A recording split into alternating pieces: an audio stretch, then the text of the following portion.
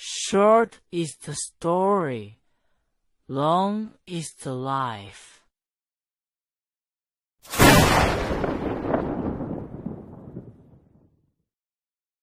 Wukong's archive presents China Urban Legends, The Pagoda Within the Pagoda. In the spring of 1982, a saying spread through the city of Huzhou. The Feiying Pagoda was going to be repaired. That year I was 17. I'd graduated from middle school and been idle at home for 2 years. My dad asked around and got me into the city's restoration crew as a laborer. They called it a restoration crew, but really it was just a bunch of carpenters, bricklayers, and stonemasons, plus a few half-grown boys like us who carried the heavy stuff. Everyone in Huzhou knew the Feiying Pagoda. Huzhou had 3 things the old folks called the 3 wonders. A pagoda within a pagoda, a bridge within a bridge, and a temple within a temple. The pagoda within a pagoda was the Feiying Pagoda, a brick and stone pagoda enclosed inside a wooden one. The bridge within a bridge was the Chang'an bridge, a small bridge hidden underneath it. The temple within a temple was the prefectural temple, a small temple nested inside the big one. Of the 3, the Feiying Pagoda was the oldest and the most precious. In the 4th year of the Tang Zhonghe era, a monk named Yunjiao brought Buddhist relics back from Chang'an and built a pagoda in Huzhou to enshrine them.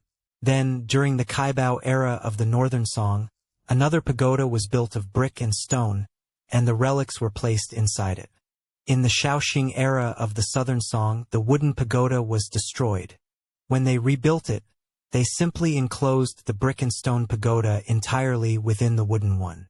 And so there came to be a pagoda within a pagoda. The pagoda was over 50 meters tall, 8-sided, with 7 stories, standing on Taxia Street in the north of the city. You could see it from far away. When I was a kid walking home from school, I'd look up and there it always was. But as long as I could remember, the Feiying Pagoda had been in disrepair. In the 13th year of the Republic, lightning had struck the spire off the top. It fell into the river beside it and was never pulled out again. The eaves were rotten and broken, the timber exposed and blackened, like an umbrella opened only halfway. Year after year, the people of Huzhou said it would be repaired, and year after year it wasn't. First, there was no money. Second, no one knew how to repair a pagoda like this. Word passed down for decades, and in the year I turned 17, all of a sudden it was settled, repair it. The day I joined the crew was March 16th. There was a late spring cold snap, and a fine rain was falling. Old Lou stood at the foot of the pagoda waiting for me. Old Lou was in his 50s, thin, dark, slow of speech. He looked at me and said, "Stay with me. Talk less, work more. As for what you see up on the pagoda, let it rot in your belly." I didn't understand what he meant then. Only later did I learn that he wasn't just saying it. In time I got to know everyone on the crew. Besides old Lou, the carpenters had 3 other master craftsmen. The mason group had 5 men, led by a man surnamed Wang. The stonemasons had the easiest job. The masons did all the work, and they only handled the pagoda's foundation and the stone railings.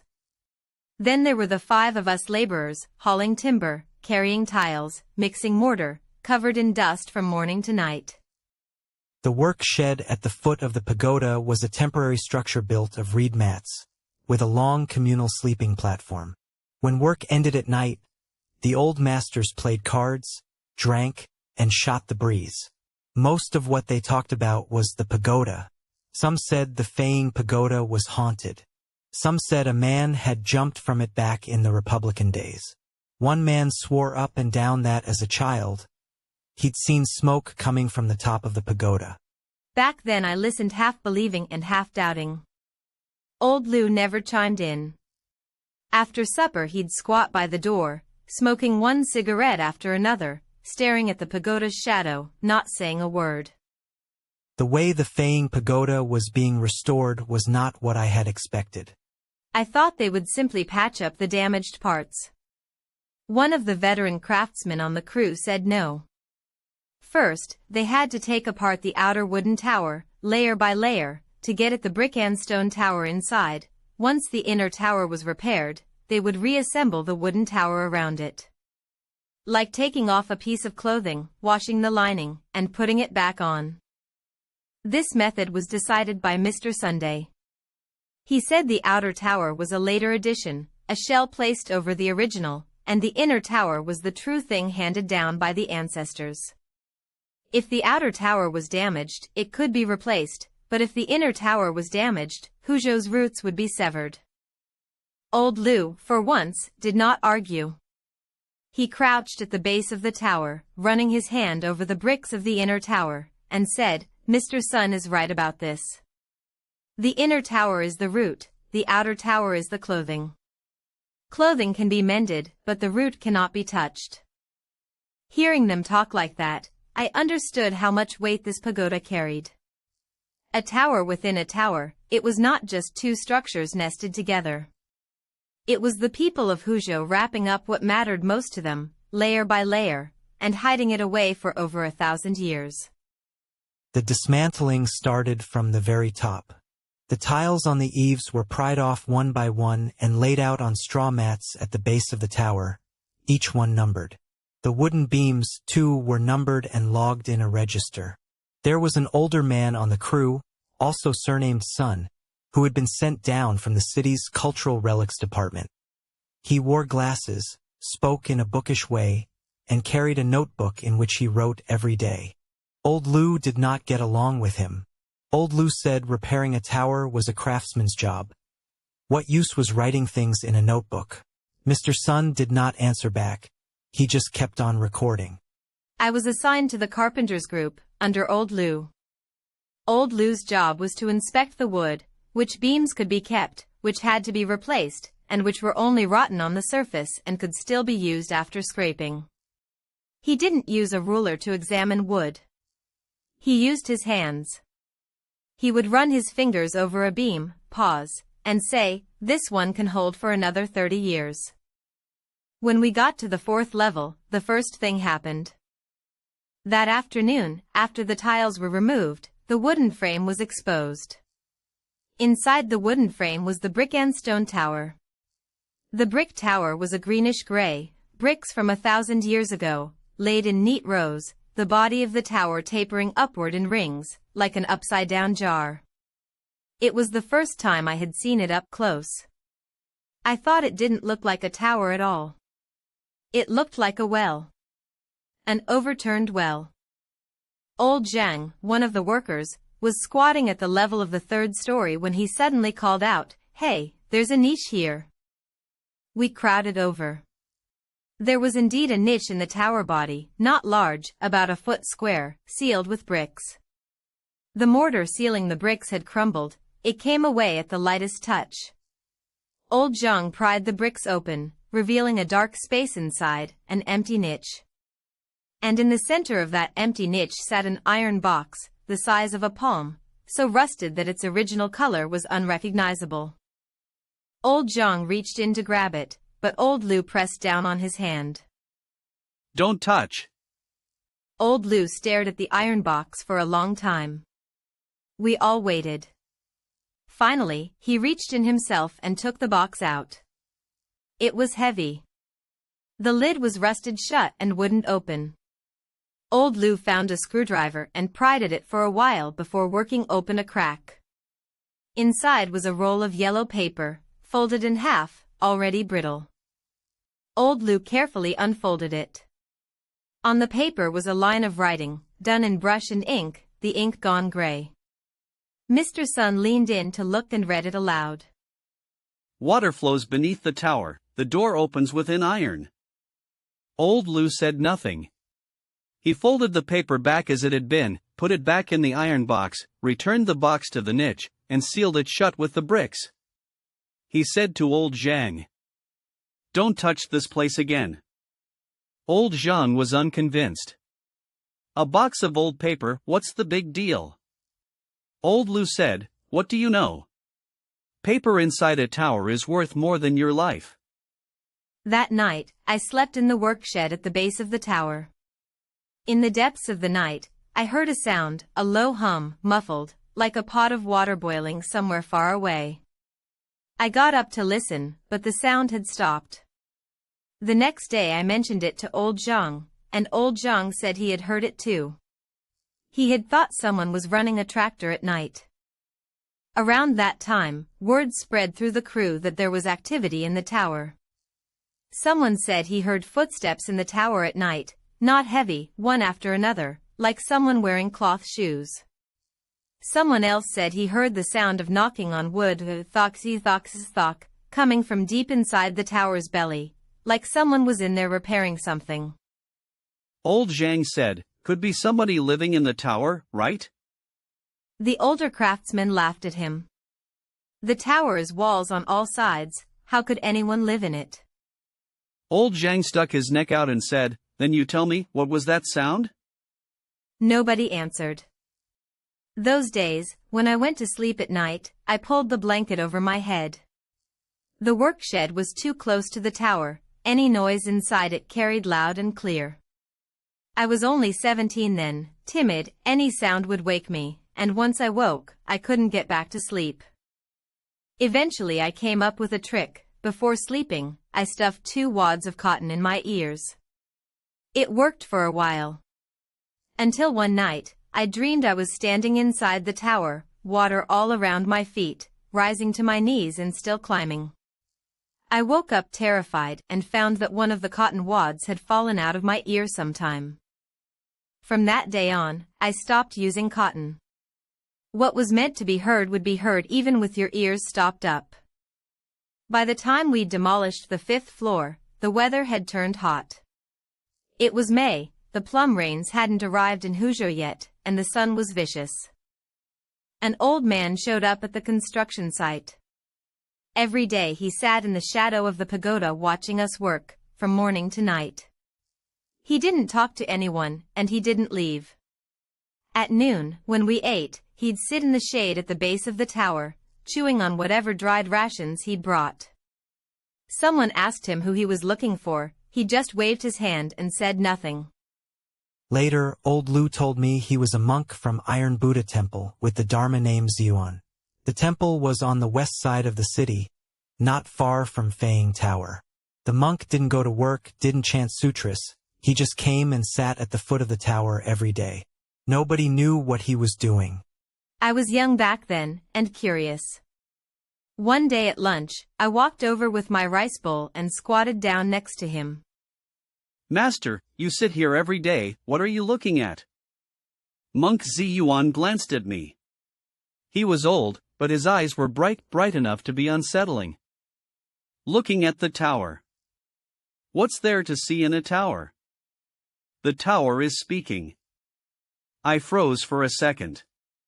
How can a tower talk? The monk said, "Come at night. Crouch at the base of the tower, press your ear against the wall." That night, I actually went. The workers' shed was only a few dozen steps from the tower. I got up in the middle of the night, walked over in the dark, and pressed my ear against the bluestone foundation. At first, there was no sound at all. I crouched there for over 10 minutes, legs going numb, just about to get up, when suddenly I heard it, from down below, deep down, a dull thud, like something turning over in its sleep. Then came the sound of water, thin and faint, flowing from somewhere far away. It flowed past my ear, and then it was gone. I was so startled I jumped up and ran. Back in the shed, I crawled into my bedroll and didn't sleep a wink. The next day I found old Lu and told him what had happened. He listened, was quiet for a moment, then said, "So you heard it. Good. Don't go telling anyone else." "What was that sound, anyway?" Old Lu said, "There's a well under the tower." "A well? How can there be a well under a tower?" "When they built the tower, they first dug a well, then raised the tower on top of it. The well connects to Lake Tai. When the lake rises, the water in the well rises, when it recedes, the water in the well recedes. The tower, it's pressing down on that well. I didn't really understand it then, so I asked again, if the well's under the tower, how does the water sound travel all the way up? Old Lu said, the tower's made of stone, and stone carries sound. When the water in the well moves, the stone moves with it, and the sound climbs up the tower's body. If your ears are good, you can hear it even through dozens of layers of brick. Then why can't other people hear it? Other people don't press their ears against it. Besides, old Lu shot me a look, even if they did hear it, they might not dare to say so. I opened my mouth, but nothing came out. Old Lu said, Huzhou, this place. Lake Tai to the north, Tiaoxi River to the south. Lots of water, low ground. Our ancestors racked their brains for solutions. A tower within a tower, that's a lock within a lock. One lock on the outside, one on the inside, both locking down that well. I said, so what exactly is it that's pressed down in the well? Old Lu took a drag on his cigarette. The ancestors didn't say who. They only said the well is a finger that the lake sticks into the city. Things in the water can follow that finger right into town. The tower presses on the well, it presses on that finger. And if it can't hold it down? If it can't hold it, the water comes into the city. The old-timers said that in early days, Huzhou flooded every year, the walls were damp year-round, and the well water was always murky. It wasn't until the tower went up that the water settled. I squatted on the stone steps for a long time without saying a word. After that, I went back to the base of the tower in the dark a few more times to listen.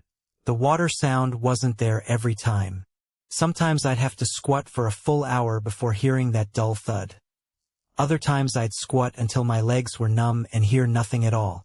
But whenever I did hear it, it always came from due north, the direction of Lake Tai. I went to the Iron Buddha temple later, because the team's kitchen was set up in the side courtyard of the temple. Every day at noon, the temple's incense keeper cooked for us. Greens and tofu, enough to fill you up. The Iron Buddha temple wasn't big, one main hall, one iron Guanyin. The statue, counting its base, stood over 3 meters tall, cast entirely in iron, black and gleaming, standing in the center of the hall, eyes lowered. The first time I saw it, I was startled. I'd never seen an iron statue that big, never seen a color that heavy. The incense keeper said the statue was cast in the 3rd year of Tiansheng of the Northern Song, 15,000 Jin. When it was cast, it was done in dozens of pieces, each one poured separately, then fitted together and welded shut. Why iron? I asked. To hold down the water, the incense keeper said. Huzhou has too much water, every year the floods come. Iron is heavy. Heavy things can press down water. Making Guanyin out of iron is using her own body to hold down the water for Huzhou. He said that in the 26th year of the Republic, the Japanese broke into Huzhou and set their sights on this iron Guanyin. They wanted to melt her down to make artillery shells. A master from the blacksmith shop sawed for 3 days, enough saw blades to fill a basket snapped, and all it left on the iron Guanyin was a few white marks. The Japanese couldn't do a thing about it, and left. And after that? I asked. The incense keeper lowered his voice. They smashed at her. The little generals came to smash her twice. The first time, the sledgehammer swung up and hit the iron Guanyin, one dull ring, and the hammer handle split.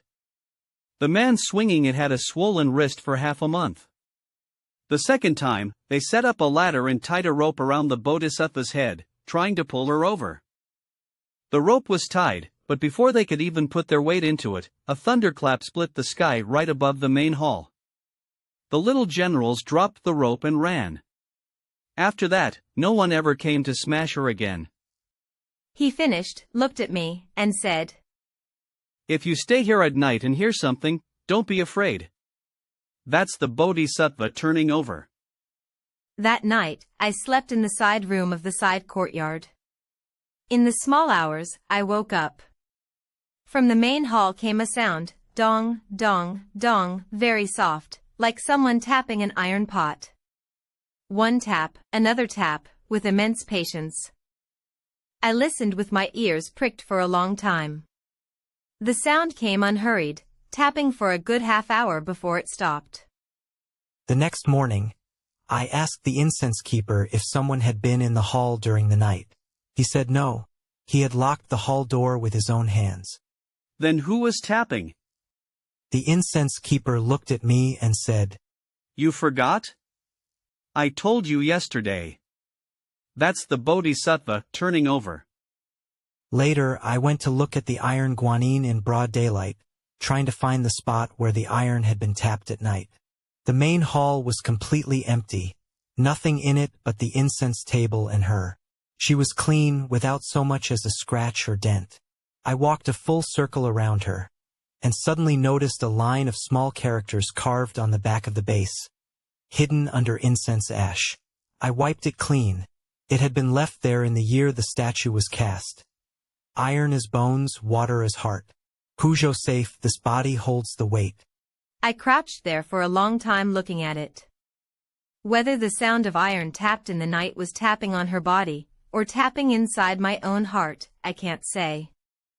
I only learned old Lu's background in bits and pieces, much later. Old Lu wasn't from the city of Huzhou proper. He was from the north, on the southern shore of Taihu Lake.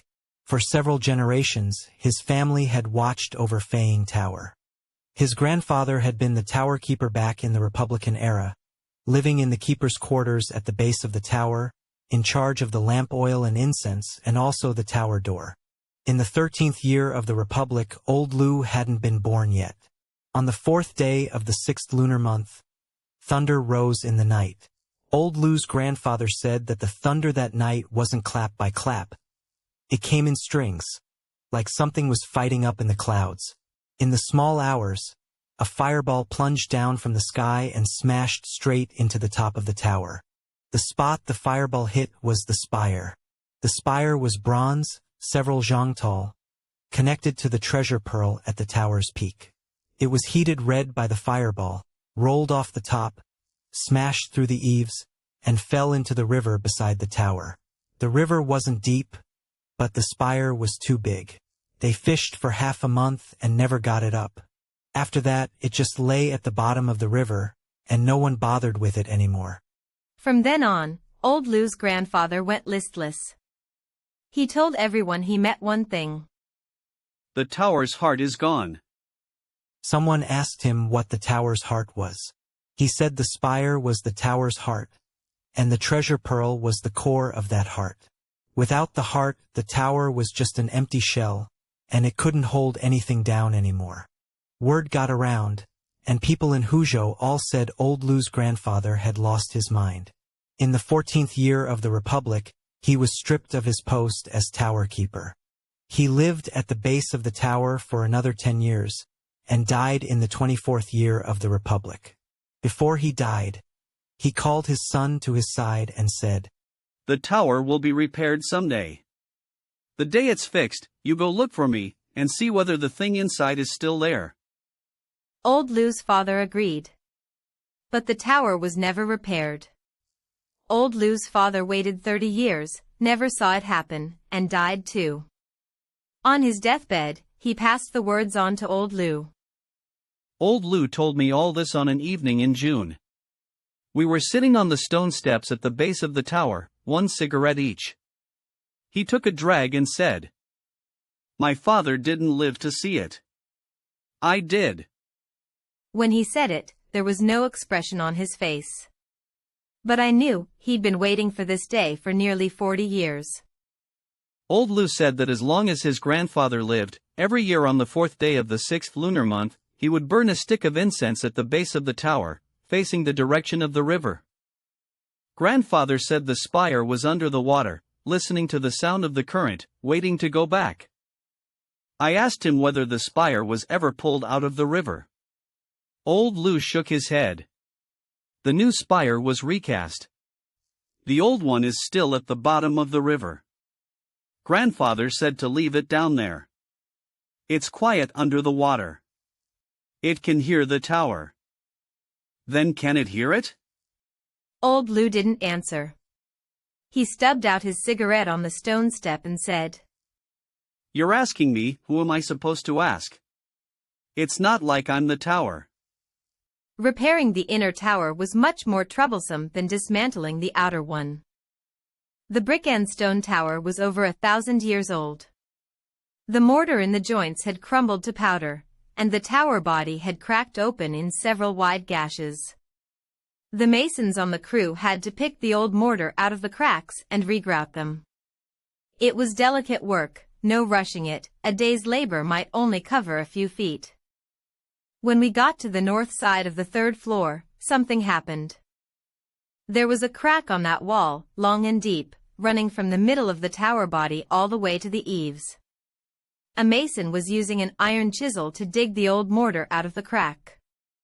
As he dug, there was a sudden clunk, the chisel hit something hard. He pried it out and looked, it was a brick, but different from the others. The other bricks were all laid in the regular direction, this one was laid backward, with the back of the brick facing outward. What was stranger, there were words on the back of the brick. Not carved, written in ink, brush strokes, stained black by the mortar, but still readable. 2 lines. Kaibao 6th year. On the day the tower was laid, Huzhou flooded, 3 days before the water receded. Everyone went quiet. The 6th year of Kaibao, that was the year this brick and stone tower was built. A brick from 1,000 years ago, ink from 1,000 years ago, saying that on the day the tower was built, Huzhou suffered a great flood that didn't recede for 3 days. Lao Lu came over, looked at the brick, then looked at the hole. The hole wasn't deep. Behind the brick was more brick, packed tight. Lao Lu said, Put the brick back. The mason asked, Do we still patch this wall? We patch it. Fill it with mortar, pack it tight, same as the other walls. What about the words? The words were buried for the tower to see, not for the living. The brick went back. The mortar filled it in. Lao Lu had the mason redo the entire crack, making it stronger than the rest of the wall. When it was done, he ran his fingers over the wall like he was feeling wood. When he finished, he said, Good. That night I lay in bed, tossing and turning, unable to sleep. A person 1,000 years ago had sealed a sentence into this tower. Who were they trying to show it to? I thought about the well Lao Lu had mentioned. I thought about what monk Ziyuan said, that the tower was speaking. I turned over in bed and thought, what exactly is locked inside this tower? The next day, I asked Lao Zhang whether he'd ever seen a brick laid backward before.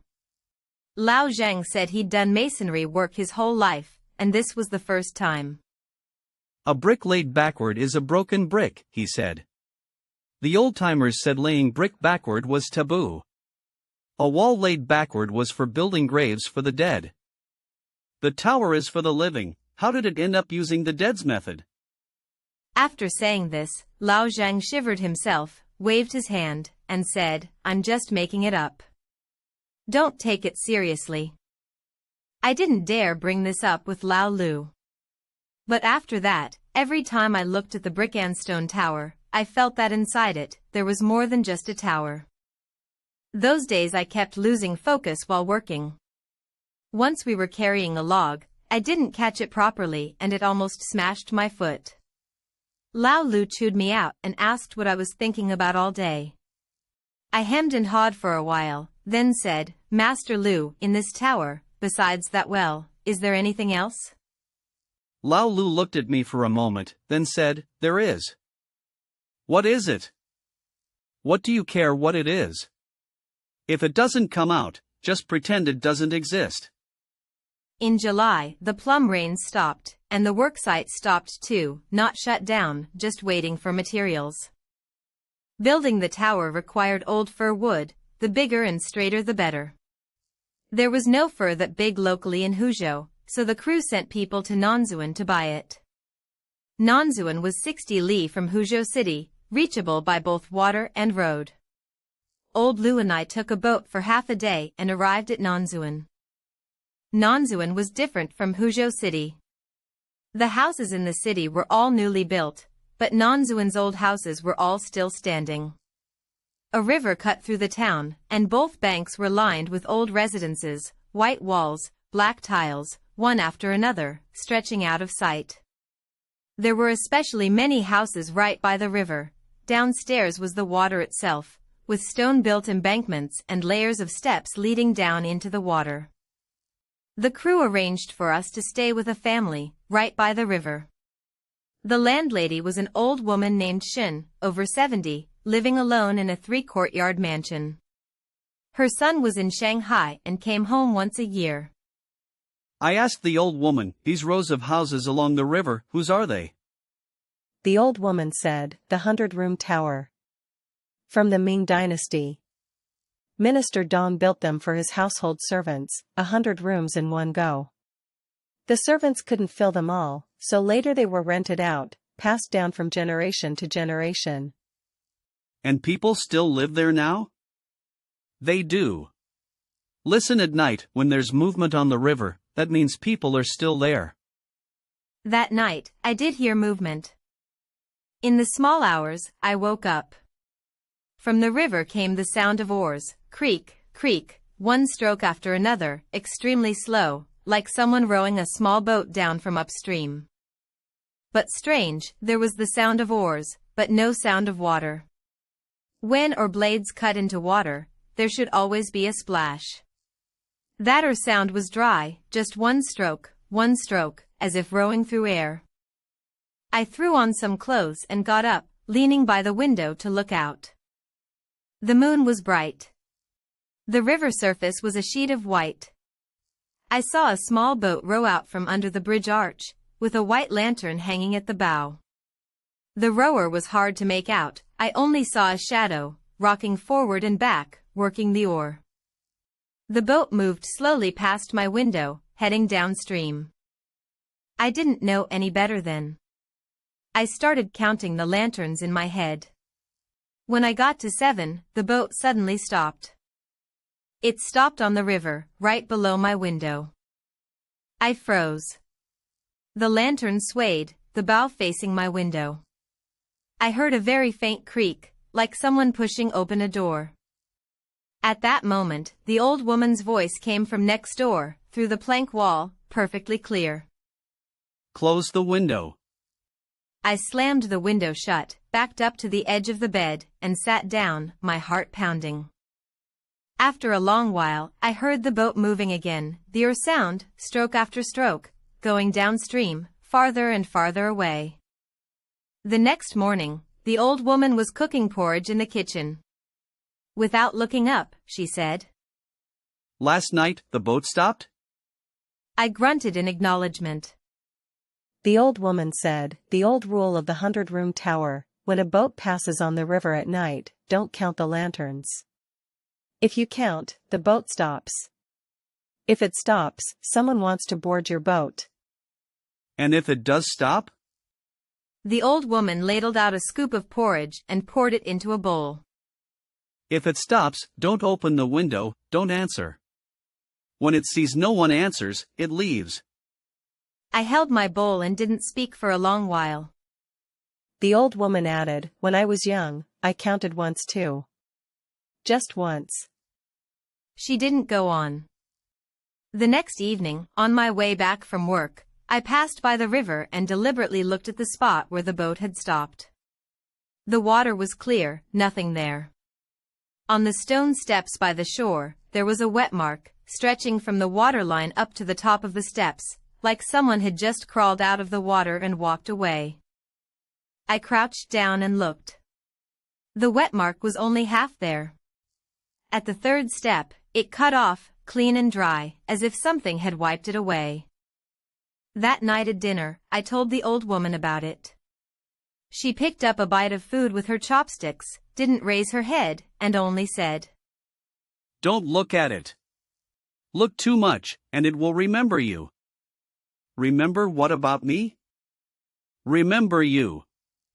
That night, I didn't dare look at the river again.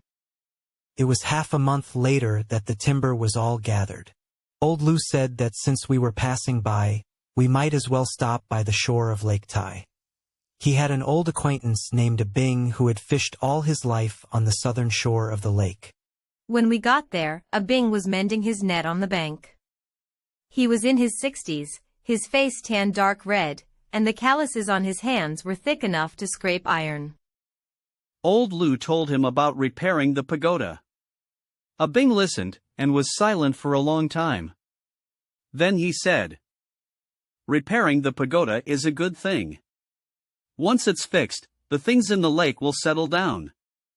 "What things in the lake?" I asked.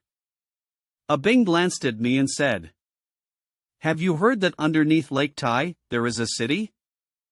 I shook my head. Abing said the old folks all knew about it. A long time ago, this place wasn't a lake.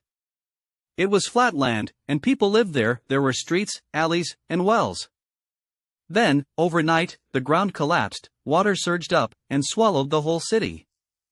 Fishermen's nets would snag on things at the bottom, and when they hauled them up, they'd see rooftops, tiles, and lengths of wall. When I was young, one time my net got so heavy I couldn't pull it up. I thought it was caught on waterweed, so I dove down to take a look. He paused, then said, I saw a stretch of wall, level with the water. And on top of that wall, sat a cat. A chill ran down my back. When Abing finished, he lowered his head and kept mending the net, as if what he'd just said was nothing out of the ordinary. I couldn't help asking again, what about the people in the city? Were they all drowned? Abing said, the old folks say that before the water came, the people in the city had already left. They left completely clean, not even a chicken stayed behind. And the houses? The houses couldn't leave, so they sank to the bottom. When he said this, his face showed nothing. I looked at him, and suddenly felt that what he was telling wasn't a legend, it was something he'd seen with his own eyes. The cat saw me, stood up, and walked along the top of the wall. I surfaced and never dared go down again. That net, I cut it loose. Abing said that fishermen by Lake Tai had many rules. No casting nets on the 1st and 15th of the month. On the day the lake opened, you had to put a pig's head at the bow to honor the lake god. On calm days, if a white line appeared on the water, pressing down from the north, you hauled in your nets and headed back to harbor without asking a single question. What is the white line? It means the water is about to turn over, Abing said. Once the water turns over, the boat capsizes. And what does that have to do with the pagoda? I asked. Abing looked at the vast white lake surface in the distance and said, The pagoda pins down the well, and the well connects to the lake. If something in the lake wants to come up, it has to pass the well first, then the pagoda. As long as the pagoda is there, it can't come up. He paused, then said, The old folks say, if the pagoda falls, the lake will come into the city. On the boat back, I asked Old Lu whether that city Abing had talked about was real. Old Lu said that the old fishermen by Lake Tai all believed in it. One year there was a severe drought, and the lake water receded for miles, exposing a huge stretch of lake bed. Someone went down to look and said they saw streets paved with blue flagstones, row after row, stretching into the water. Others had found pottery shards on the shallows, as big as a bull's mouth, and when you tapped them they rang out with a clang. What about the people in the city? I asked. Old Lu looked at the water outside the boat.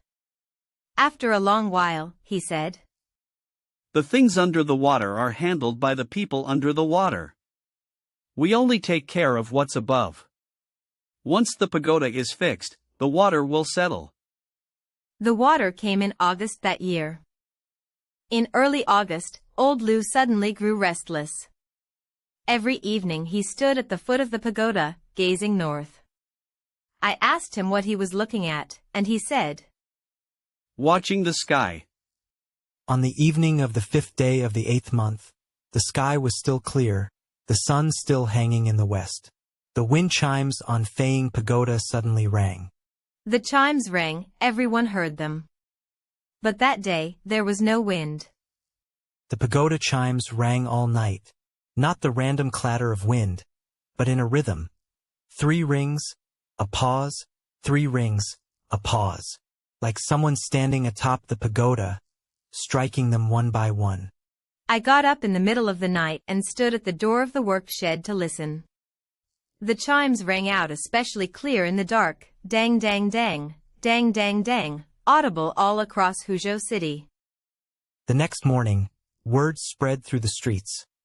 Over by Lake Tai, a white line had appeared. The night before, fishermen on the lake's south shore had seen a white line rise on the water, pressing down from the north, wide and long, like the back of a colossal fish skimming the surface. The fishermen pulled in their nets and made for port through the night. That afternoon the rain came down. Not drop by drop, it poured in whole sheets. The water in Huzhou city rose inch by inch. On the street below the pagoda the water came up past the knees. We stopped work, moved all the lumber and roof tiles up onto the high platform, and withdrew to the Iron Buddha Temple. The Iron Buddha Temple sits on high ground, with tall threshold steps at the main hall. The water rose to the temple gate and stopped. I sheltered from the rain in the temple for 2 days. On the 3rd day, the rain stopped, and the water began to recede. I went back to the pagoda and saw the stones of its foundation, soaked black by the flood, green moss grown over them.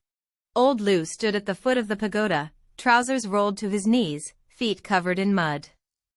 He looked up at the tower and said, The pagoda chimes rang. I said, yeah, they rang all night.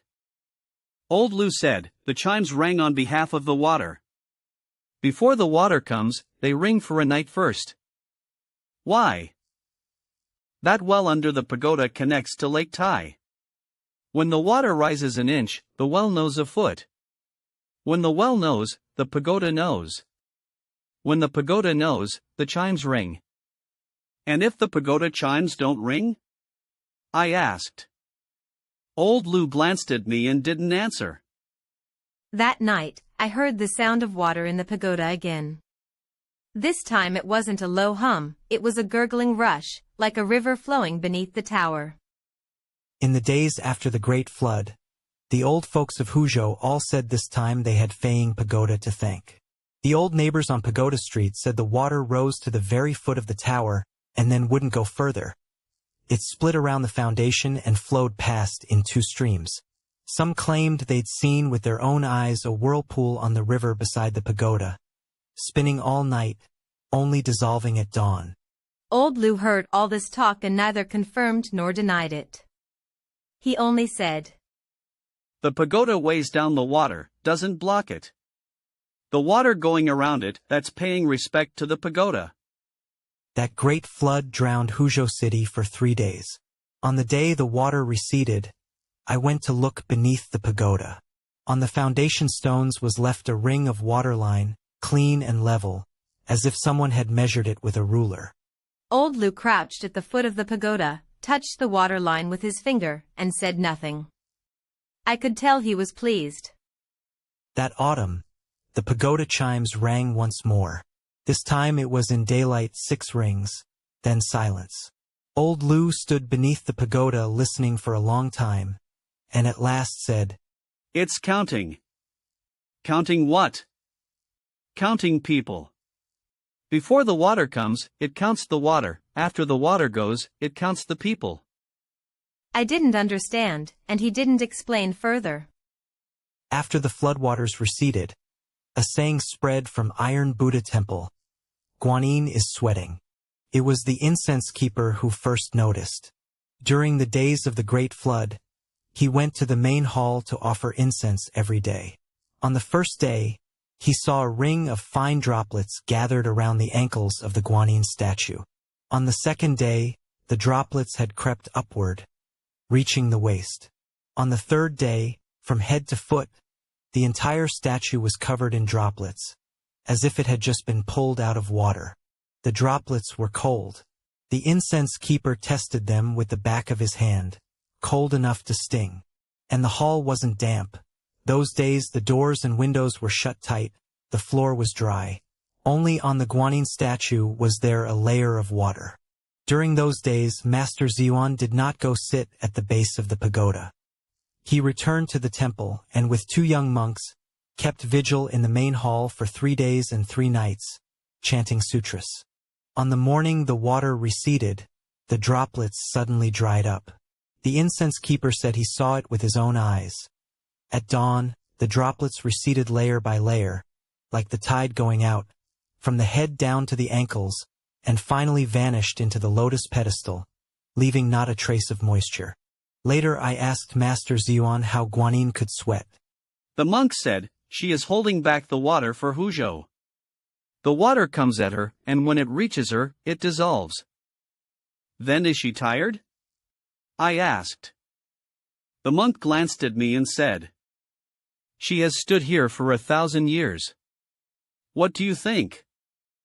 I had nothing to say. In 1991, I had already left the restoration crew for several years and was working at a factory in the city. That summer, the Taihu Basin flooded, the biggest flood in decades. Water entered Huzhou city. In the deepest places, it came up past the waist. I waded through the water to Iron Buddha Temple. The main hall's door was open. The water stopped 3 inches below the threshold, refusing to come up. Inside, the Iron Guanyin stood as she always had, eyes lowered. Once again, her body was covered in droplets. Master Ziyuan had already passed away. The monks of the temple kept vigil in the hall, chanting sutras all night. The next day, the water receded. I walked out of the temple gate and looked back. On the stone steps before the main hall, a water line remained, clearly visible, exactly 3 inches below the threshold. That water line is still there to this day. If you go to Iron Buddha Temple, you can see it. Later, I asked the monks at the temple how that line was left behind in 1991. The monks said they didn't know. The steps are made of bluestone. Once the water recedes, they should dry. But that water line won't wipe off and won't scrape off, as if it had grown into the stone. Some say it's salt from the water. Some say it's rust. The monks shook their heads. The Bodhisattva has stood for 1,000 years, holding back the water for Huzhou for 1,000 years. What falls on her is water, but it's also debt. In those years, I went to Iron Buddha Temple every rainy season to see Guanyin. Sometimes she was covered in droplets, sometimes clean and dry. In the years with droplets, Huzhou always suffered some flooding. In the clean years, the whole summer was sunny. Then one autumn, I went again and found several fine cracks on the lotus pedestal beneath her feet. I asked the monks whether it had been knocked by something. The monks said no, it was rust. An iron thing, standing for 100 years, 1,000 years, is bound to rust. What do we do if it rusts? I asked. The monks shook their heads. There's no remedy. The Bodhisattva has held back the water for Huzhou for 1,000 years. She deserves a rest. Then they added, but she can't rest. The water is still here. In the autumn of 1986, the tower was finished. It had taken over 4 years to repair. When we dismantled it, we took it apart layer by layer. When we rebuilt it, we put it back layer by layer. The wooden tower was still that same wooden tower, but the brick and stone tower inside it had been repaired by us until it was neat and orderly. The new spire was recast out of copper, taller than the original one, mounted on top of the tower. Under the sun, it shone with a golden gleam. The day before the spire was installed, Old Lu called me over and said, "Come up there with me." We climbed the stone stairs of the inner tower, level by level. The stairway inside the brick and stone tower was narrow, only enough room for one person to walk up sideways. By the time we reached the top, I was soaked in sweat. The top level had a small niche, about a foot square. Old Lu crouched down and took out an iron box from inside the niche, the same one old Zhang had discovered in the tower's body 4 years earlier. Ever since old Lu had sealed it back in place, no one had touched it. Old Lu opened the iron box. The yellow paper was still there, even more brittle now. He carefully unfolded it. Water passes beneath the tower, the door opens in iron. Old Lu looked at it for a long time, then said, My grandfather said that the tower originally enshrined a pearl. A flood-repelling pearl. The pearl was the tower's heart. Back in the Republic era, when the Japanese reached Huzhou, the monk guarding the tower was afraid the pearl would fall into Japanese hands, so he hid it away. The man who hid the pearl left behind only one message, this half sheet of paper. Why is the paper only half? The paper was torn. The other half is at the Iron Buddha Temple. The man who hid the pearl split the message into two halves. Half he left here, half he placed in the temple. With only one half, you can't figure it out. Once both halves are put together, that's when you can find the pearl. Why put it at the Iron Buddha Temple? The Iron Guanyin at the Iron Buddha Temple. Back in the Republic era she escaped the Japanese, and later she escaped the people who smashed statues. The temple is the safest place. The older generation said that in the year the Iron Guanyin was cast, one extra thing was added to the molten iron, which was why the Bodhisattva could hold back the water. The man who hid the pearl trusted her, so he entrusted the pearl to her as well. Old Lu turned the yellow paper over, glanced at the back, then turned it back. I didn't get a clear look at whether there was writing on the back. He folded the paper, put it back in the iron box, and put the iron box back in the niche. The pearl is gone. He stood up, brushed the dust off his hands, and said, But the tower is still here. As long as the tower stands, the water can't get through. We came down the stairway. Halfway down, I couldn't hold back and asked, Master Lu, that pearl, where do you think it's really hidden? Old Lu paused in the darkness, then said, The man who hid the pearl split the message in two. Half was built into the tower, half was cast into the iron. The door opens in iron, the door is at the Iron Buddha Temple. Then isn't the pearl right there in the Iron Buddha Temple? Old Lu didn't answer, and kept walking down. After a few steps, he said, So what if it's found? The pearl is the tower's heart. Heart here, heart not here, tower still here. And as long as the tower stands, the water can't get through. I quickened my pace to catch up with him, and asked again, If the pearl really is found, then what? Old Lu's voice floated up from below, Offer it back. The pearl is the tower's heart, and the tower is Huzhou's heart. Put the heart back where it belongs, and the tower is complete. And what if it can't be found? Even if it can't be found, it's still a tower. As long as the tower stands, the water can't get through. On the day we installed the spire, everyone in the city came. The area under the tower was packed solid, and firecrackers went off all morning. The spire was hoisted up with a winch. Dozens of men pulled the ropes, feeding it up inch by inch.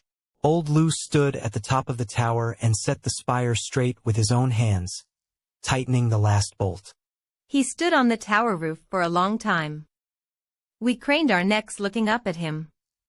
He stared north, motionless. After he came down, Old Lu didn't say a word. That night, the team put out a celebration feast.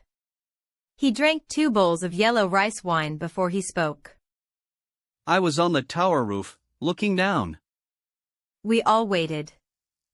The city of Huzhou is like a bowl. The bottom of the bowl is this tower. To the north, Lake Tai stretches white and endless, as if it's about to pour over. He paused, then said, My grandfather was right. The tower is the nail at the bottom of the bowl. If the nail gets pulled out, the water comes in. That drinking session went on late. After it broke up, I helped Old Lu back to his room. He'd had a bit too much. On the way, he suddenly stopped, pointed at the dark silhouette of the tower, and said, Listen. I listened. There was only the wind. The bells aren't ringing, he said. There's no wind, so of course they don't ring. He shook his head. It's not the wind. It's that they know the water isn't going to come for a while. He burped, then said again, the tower is alive. Only living things can hold it down. Dead things can't hold back the water. I got him back to his room, and he fell asleep as soon as he lay down. I stood at the door and looked again at the tower's shadow in the distance. My skin prickled. After that day, old Lu talked less and less. The next winter, he died. It was sudden. The night before he was fine, and the next morning he had no breath left. The doctor said it was a heart attack. Before he died, I went to see him once. He lay in bed, so thin he was nothing but skin and bones. He took my hand and said, The tower is repaired. What my grandfather asked about, I've looked into it for him. The thing inside is still there. What thing? He looked at me, his eyes bright for a second, then dimmed. Later, you go look for yourself. The day I left, old Lu called me back. He was already struggling to speak, forcing the words out one at a time. The tower is fine. The water has submitted. You in the city, if one day you hear the tower bells, don't count. Don't count. If you hear them, act like you didn't. I stood at the door and nodded. He looked at me, as if he wanted to say something else, but in the end he didn't. That was the last thing he ever said to me. In the 12th lunar month of 1987, old Lu passed away. On the day of his funeral, it snowed in Huzhou.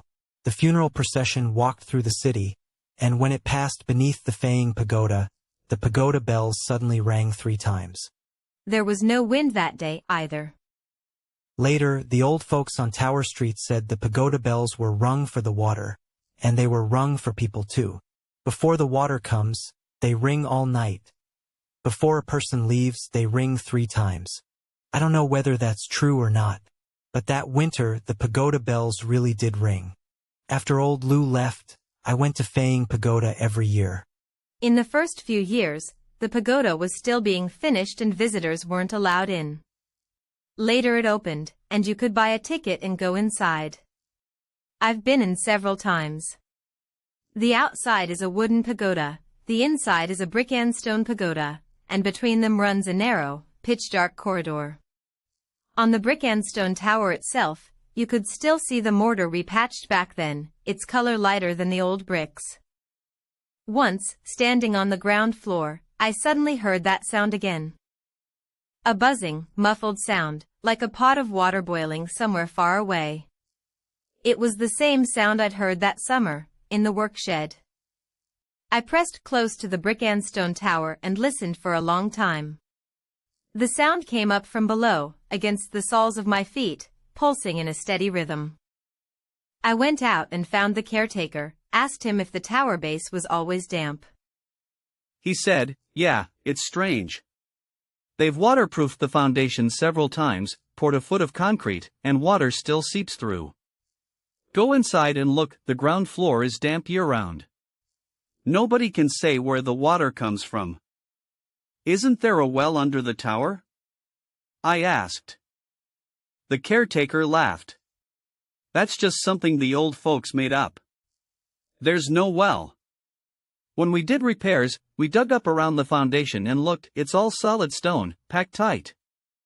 I didn't say anything. That autumn, I went to the Iron Buddha temple again. No one else was in the main hall.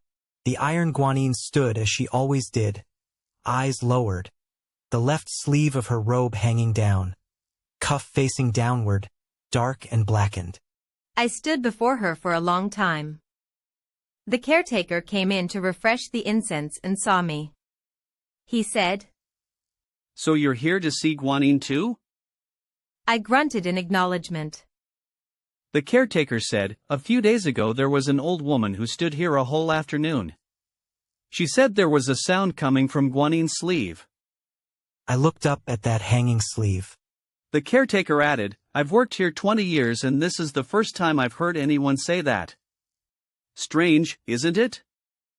I didn't answer. I stood there a moment, then walked out of the hall. I stood on the steps and didn't leave right away. Wind blew over from Lake Tai, carrying the fishy smell of water. I suddenly remembered 1982, remembered old Lou, remembered that rusted-shut iron box. When old Lou turned over that piece of paper, I was standing behind him and caught a glimpse of a line of small writing on the back. Smaller than the characters on the front, the ink fainter too. For over 20 years, I'd never told anyone about it. Of that line, I'd only made out 4 characters. The pearl is in the sleeve. Old Lou never told me those 4 characters. He left them out on purpose. He wanted me to go see for myself. But I'd looked for over 20 years and never once dared to reach out my hand. Those 4 characters, I still remember them clearly. Just like that spring afternoon in 1982, when old Lou put the iron box back into the shrine niche and said to me, "What you saw at the pagoda, keep it buried in your gut." I kept it buried for over 20 years, never letting a single word out. Telling it today is the first time. Behind me, from inside the hall, came a soft sound, dong. Like iron, like water. I didn't turn around. That's the story. What do you think? If you enjoyed this story, please like and subscribe. New urban legend every day.